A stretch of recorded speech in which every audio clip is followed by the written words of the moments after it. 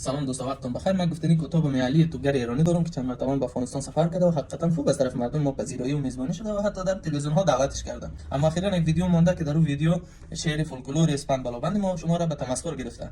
یا این است که از روی نادانی و ندانستنش این اشتباه صورت گرفته، یا این است که موزیانه این کار را انجام داده. قصه 5 بلا 5 به حق شاه. ما امیدوار هستم که اشتباه شده باشه. اگر اشتباه شده باشه علی عزیز، شعر درست اسپند بلابند ما چنین است: اسپند بلابند به حق شاه نقشبند، چشم مشت چشم خیش چشم همسایه بدندش، دور و بر پیش بسوزد آتش تیز، چشم از خود از بیگانه را همین آتش تیز بتابانه و به همین سیاق به صورت منظم و ریتمیک ادامه پیدا میکنه.